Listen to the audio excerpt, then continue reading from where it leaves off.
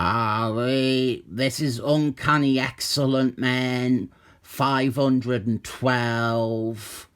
You might like this comic, but I didn't. There's too many red flags for me, too many nitpicks, too many problems. This is by Maths Fractions and Yanick at the Disco, and it involves time travel, which would be our first red flag. But this issue is nominally the Let's Explore Dr. Death's backstory issue, and that is the second red flag. They don't stop coming, and they don't stop coming.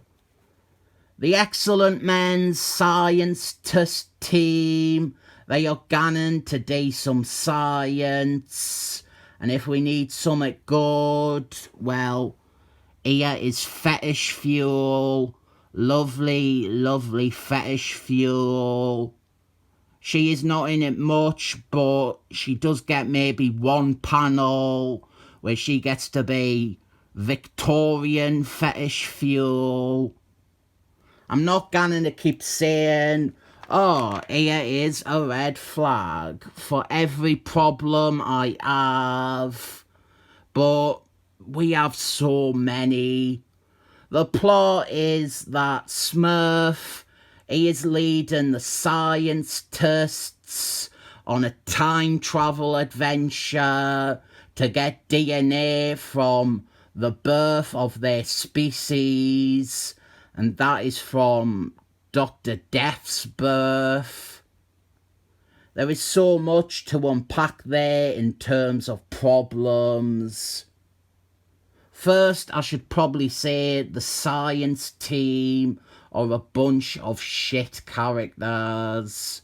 We have Dr. Death, who is quite annoying, even if you remove the continuity issues I have with him.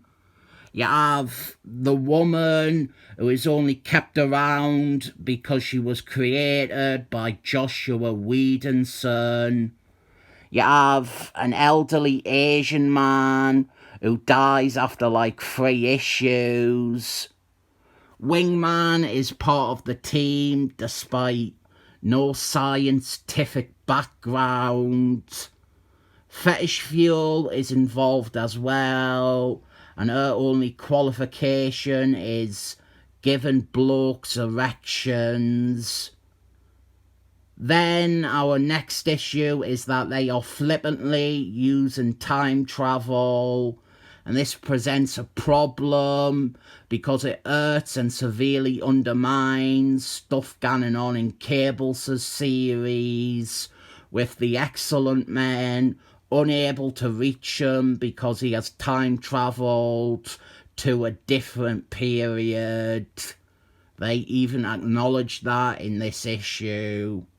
Then we have them ganning back to the alleged birth of their species, which they have pinpointed as Dr. Death, which is nonsense. Smurf and Wingman, that Armageddon is like one of the earliest documented muties. Cyclist probably has passed on the information that Sinestro predates Dr. Death too. Kate Beckinsale is another one, and we will come back to her in this issue because we have another problem which involves her.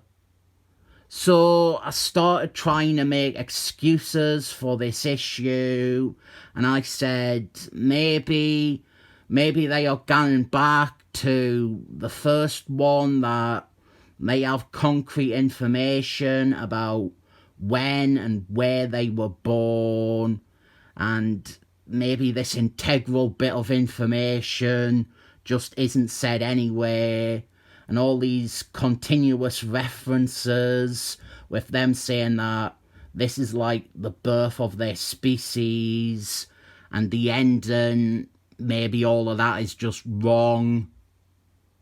But even that doesn't work, because by this point, they all know Wolfman's true backstory. And Wolfman, one of the main excellent men, he was born before Dr. Death. Then we are spending ages on this page, because I couldn't get much out of this issue from the stacking of problems. This issue is meant to clue readers in on Dr. Death and give them some backstory. And obviously I am annoyed because there is not a single reference to the character's only appearance prior to Excellent Men, that Invader's story where he was a bad guy. I admit it doesn't need to be in this issue specifically, but it just aggravates us so much that there isn't even a little throwaway line anywhere in all these Excellent Men books to acknowledge it. So we gone back to 1906 when Dr. Death was born, and his father is called Nicola, which I think might be genuinely a mistake, and they meant to say Nikolai and misspelt it as Nicola every time.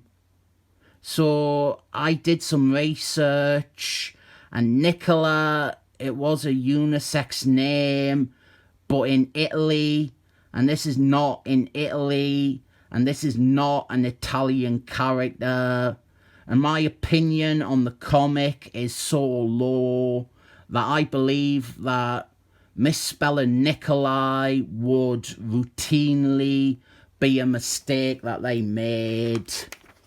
And here is Dr. Death's steampunk, no-nonsense mom who don't take shit from no one and dual wields 2 wooden pistols. I'm just going to spoil the ending right now. Dr. Death turns out to be the doctor who treats his own pregnant mom and then delivers his baby self. We have this other plot line going on with the Bondage Club and Kevin Bacon's dad, who was drawn exactly like Kevin Bacon, and what is clearly meant to be Kate Beckinsale's mom, which makes no sense because Kate Beckinsale was already around now. Why couldn't it just be her?